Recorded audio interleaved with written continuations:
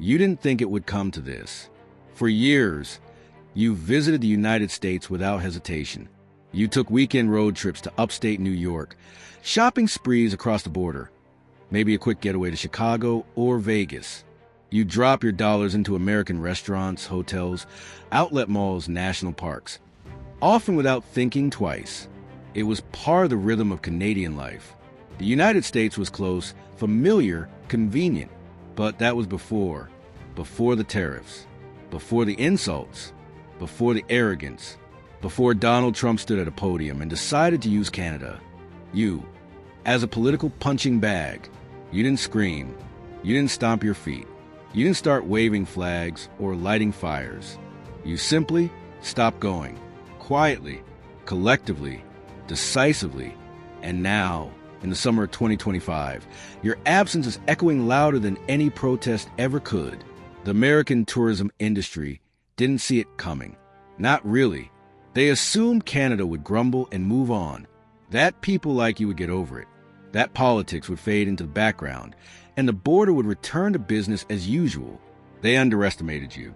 They didn't realize that dignity matters, that respect matters, that when a president slaps your country with tariffs and justifies it under national security, that wound runs deep. And when he calls your leaders weak and your country nasty, it's not just rhetoric. It's personal. So you did the one thing they never expected. You turned around. You kept your passport in the drawer. You made summer plans that didn't cross a border. You booked cabins in Ontario. You explored BC. You went east to Nova Scotia or north to the Yukon. You supported your own. And suddenly, the gas stations in northern Michigan were emptier than usual. The hotel lobbies in Buffalo felt cold. The beach towns in Maine were missing something. The conversations, the accents, the steady hum of Canadian tourists who used to fill their shops and their sidewalks. This isn't a tantrum. It's a boycott. A calm, quiet, and devastatingly effective boycott. And it's working. Road trips from Canada to the U.S. have dropped by nearly 40%. Air travel is down by nearly a quarter. Entire regions that relied on your tourism dollars are in free fall. Local businesses are laying off staff. Small towns near the border are reporting record-low visitor numbers. Events are being canceled. And you know what? You haven't said a word, because you don't need to. Your silence says everything. In contrast, what's happening on the U.S. side is almost comical, or would be if it weren't so desperate. Cities are renaming streets to try and woo you back. Tourism offices are offering discounts for Canadians. Some border states are sending delegations to Ottawa to beg for attention, quietly distancing themselves from Washington's tone. But the truth is, it's too late for gimmicks, because this isn't about money. It's about principle. And unlike the chaotic messaging from across the border, a mix of bravado, blame, and denial, Canada's message is clear. We are not going to bankroll our own humiliation. You're not angry. You're resolved. You don't hate Americans. You simply won't be mistreated by their leadership. And if that means choosing Prince Edward County over Pennsylvania, then so be it. You didn't pick this fight, but you're not walking away from it either. What's remarkable is how unified this resistance has become. For once, it's not about parties or provinces. It's about Canada. Period. You've seen premiers from opposing ideologies stand side by side and support this boycott. You've heard the Prime Minister talk about economic dignity and national pride. You've watched Canadians across every background quietly agree. Enough is enough. This isn't reactionary. It's not radical. It's measured. It's strategic. And it's bigger than tourism. Because what's happening this summer is part of a deeper shift. A moment where Canadians are claiming something that's been ignored for too long. The value of their own presence. You matter. Your dollars matter. Your absence matters. And suddenly, people across the United States are beginning to feel it. The timing couldn't be worse for them. It's peak summer travel season, and American tourism officials are staring down a cliff. International arrivals are already down, but the sharpest drop is coming from the north. Canada, once the most dependable foreign market for U.S. tourism, is no longer showing up. And with that absence comes economic collapse, one small town at a time. Niagara Falls, New York, slower foot traffic, fewer bookings, shorter hours. Plattsburgh, empty hotel rooms, quiet downtowns. Bellingham, Washington, rental car lots full, restaurants half-staffed. The people who used to plan their summer businesses around the Canadian calendar are now wondering what went wrong. And the irony? They know the answer. They've seen the headlines. They've heard the speeches. They've read the tweets. They just hoped you'd forget. You didn't. What the United States is learning the hard way is that economic power doesn't always come from loud places. Sometimes it comes from your neighbor, from everyday Canadians choosing to spend their money at home or elsewhere, from entire families rethinking their habits, from tour buses that never cross the border, from businesses that stop ordering American supplies. That's power, and it's being used with discipline, with precision, and with overwhelming effect. It's a kind of protest that can't be dismissed as hysteria or ideology. It's simply a choice repeated by millions every day. What's also clear is that this boycott isn't going away anytime soon. This isn't a flash in the pan. It's not a trending hashtag or a one-time outrage. It's a structural response to structural disrespect. You're not waiting for an apology. You're waiting for a change in behavior. And until that happens, you'll keep doing what you're doing, staying away. This summer, instead of crossing the border, you're crossing provincial lines. You're supporting Canadian businesses that respect your values. You're taking pride in your own backyard. And guess what? You're discovering that it's enough. You don't need America for a good vacation. You never did. You just got used to the habit. Now the habit is broken. And in its place, something new is growing: confidence. You're no longer the polite customer who lets the insult slide. You're the consumer who walks out and doesn't come back. And for the rest of the world, Canada's stance is becoming an example. Smaller countries are watching closely. They're seeing how you've used economic strength, national unity, and quiet determination to defend your dignity, not with boycotts full of bluster, not with diplomatic threats, but with unwavering restraint and strategic discipline. You're showing that soft power is real power. That respect is not something you ask for. It's something you demand through your actions. And the United States? They're learning the cost of taking their allies for granted. So while Trump makes more speeches and border towns put up more gimmicks and tourism officials beg for relief, you're doing the most powerful thing of all. Nothing. No travel. No spending. No noise. Just a nationwide silence that rings louder than any fireworks display. This summer, America is staring at empty rooms and wondering what happened. You know what happened, and you know it's not over. You don't take joy in this. There's no pleasure in watching your neighbors struggle. No thrill in seeing businesses close, workers lose hours, or towns empty out.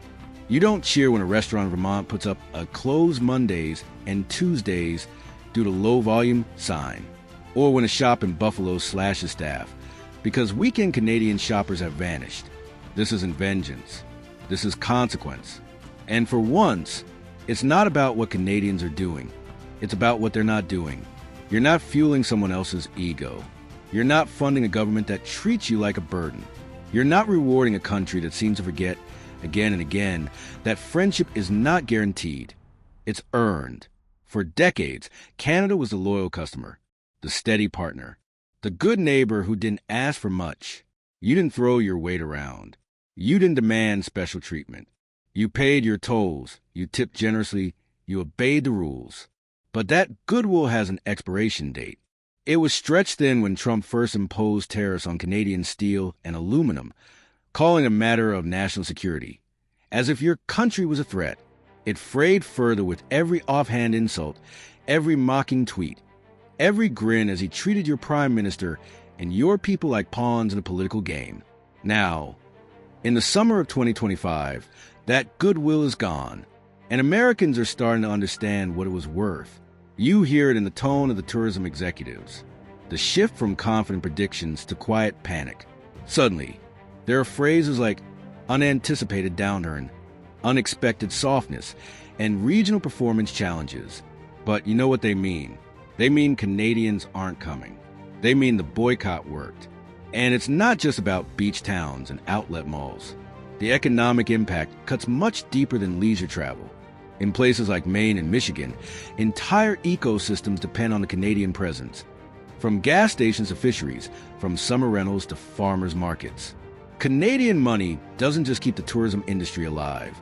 It props up everything around it. And when it disappears, so does the stability. And you've moved on. You've shifted your spending. You've put your money where your pride is. You're visiting local wineries in the Okanagan instead of Napa, booking family holidays in Banff instead of Big Sur.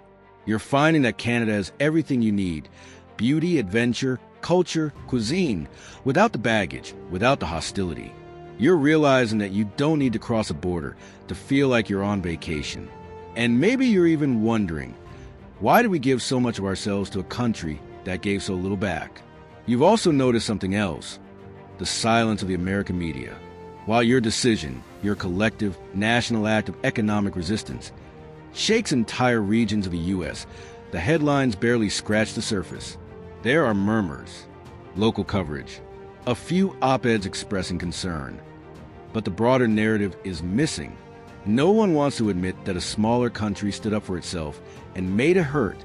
No one wants to highlight that diplomacy failed so badly that ordinary Canadians chose, en masse, to walk away. So instead, they downplay it. They treat it as a temporary trend, a dip, a fluke. They talk about market fluctuations, post-pandemic instability, or changing travel habits. But you know better. This wasn't spontaneous. It was built. It was a result of every trade insult, every border delay, every moment of condescension. It was a final sum of years of slow erosion in trust, stacked high like a wall you didn't build, but one you finally chose not to cross. That choice matters. And it's not one the U.S. can ignore forever. Because beneath the surface of this travel boycott is a deeper question, one that should concern every serious leader in America. What happens when your allies stop believing in you? Not just their governments, but their people, ordinary people who once looked at the U.S. with admiration, curiosity, maybe even affection. What happens when they stop planning trips, stop sending students, stop dreaming of a future with you in it? You're watching that future shift. Canadian students are now applying to European universities over American ones. Canadian startups are investing in domestic partnerships, not U.S. expansions. Cultural festivals are booking artists from other countries instead of relying on American headliners. And trade delegations? They're looking west, across the Pacific, more than ever before. It's not isolationism. It's independence. You're not retreating from a world. You're just choosing to engage on your terms, with partners who respect you. And you're not alone. Other countries are watching. They see what Canada is doing and asking themselves, could we do the same? Should we? That's the real legacy of this moment. Canada isn't just boycotting summer trips. It's redrawing the blueprint of how smaller nations can push back. Not through war, not through threats, but through values. Through the simple act of withholding what once was given freely. Time, attention, money, respect. You think back to what it felt like before this. The casual assumption that Canada would always be there. Always loyal. Always accommodating. You remember the politicians who made snide jokes about maple syrup and snow, who treated trade negotiations like a reality TV set, who thought being bigger meant being right. You remember how they laughed. They're not laughing now, because this isn't just about numbers. This is about the realization that something has shifted permanently, and that America is no longer immune to consequences. You can't insult your allies and expect their silence. You can't ignore your neighbors and expect their business. You can't treat people with contempt and expect their continued cooperation. And while Trump may be the spark that lit the fire, this moment is about more than one man. It's about a culture, a system, that sees power only in force, not in partnership.